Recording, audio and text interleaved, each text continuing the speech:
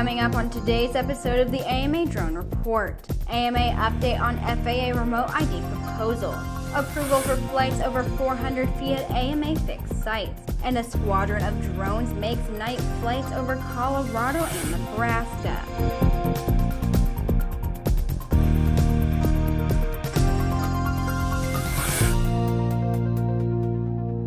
Welcome to Airborne's AMA Drone Report, a weekly news program covering the recreational drone world, in partnership with the Academy of Model Aeronautics, one of the oldest and most respected aviation organizations in the world, with more than 200,000 members and 2,400 clubs across the country.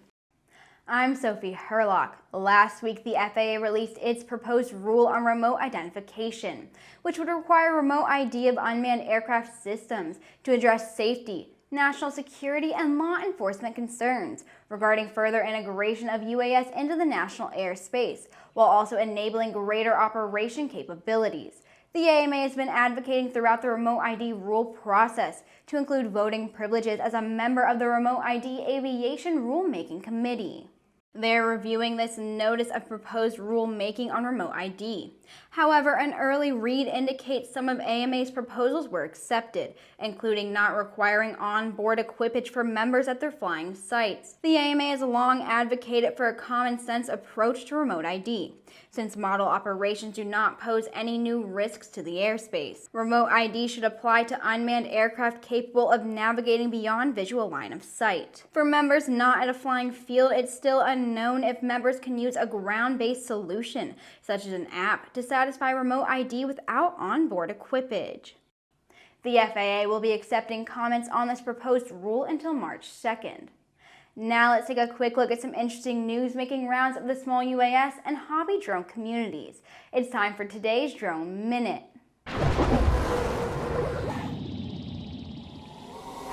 DJI is reviewing the remote ID proposal from the FAA. The company has long been an advocate for a remote identification system that would provide safety, security, and accountability for authorities. The FAA proposal outlines its own approach to identify airborne drones, which DJI believes to be a major step towards integrating drones into everyday life. AUVSI has welcomed the FAA's Remote ID NPRM, but they have not yet taken a stand on the proposal. AUVSI has long called for the establishment and implementation of these standards, which they believe will increase safety and security while also advancing the UAS industry. While they're still reviewing the details of the proposed rule, AUVSI is pleased the FAA is finally moving forward with rulemaking for remote ID standards after 4 delays. The NBAA has also commented on the proposed regulations. NBAA Vice President, Regulatory and International Affairs, Doug Carr, stated this notice from the FAA is a foundational document for moving forward with integrating not just UAS, but other emerging technologies in a way that addresses our industry's collective safety, security, and other objectives. We thank the FAA for issuing the important proposal, and we look forward to working with the FAA and other stakeholders to secure its adoption.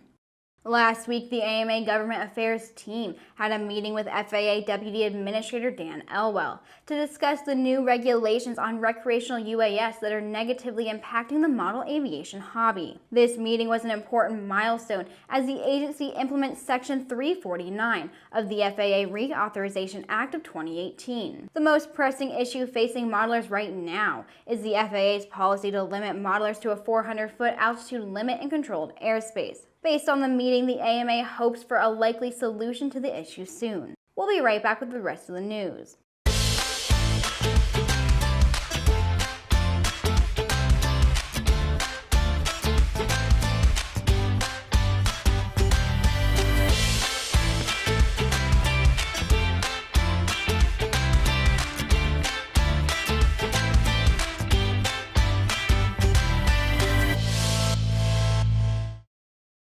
At the beginning of December, the AMA participated in a safety risk management panel in Washington, D.C. with the FAA and other stakeholders to address the 400 feet altitude issue in controlled airspace.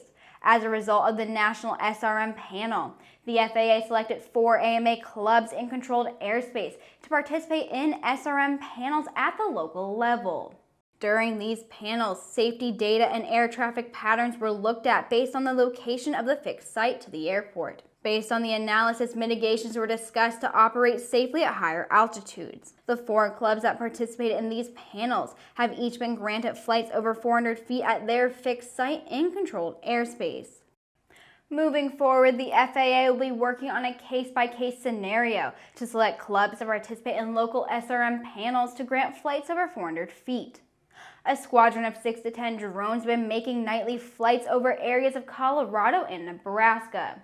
The drones are described as having 6-foot wingspans, flying several hundred feet in the air and flying in grid patterns over multiple counties. Theories of the drone's origin and mission range from farmers looking for lost cows to television production and aircraft of extraterrestrial origin. Sheriffs in the counties where the drones have been flying have contacted the FAA, which said it had no information about the aircraft. The Air Force, DEA, and the U.S. Army Forces Command have also either denied they're operating the drones or know anything about them. It's not clear if any laws are being broken by the flights. However, Lincoln County Sheriff Tom Nestor said he's most concerned about the drones potentially colliding with a manned aircraft. And that wraps up our show for today. Thanks for watching. Please subscribe and check us out on Facebook and on Twitter. For more information on the exciting hobby drone world, head over to modelaircraft.org. I'll see you tomorrow.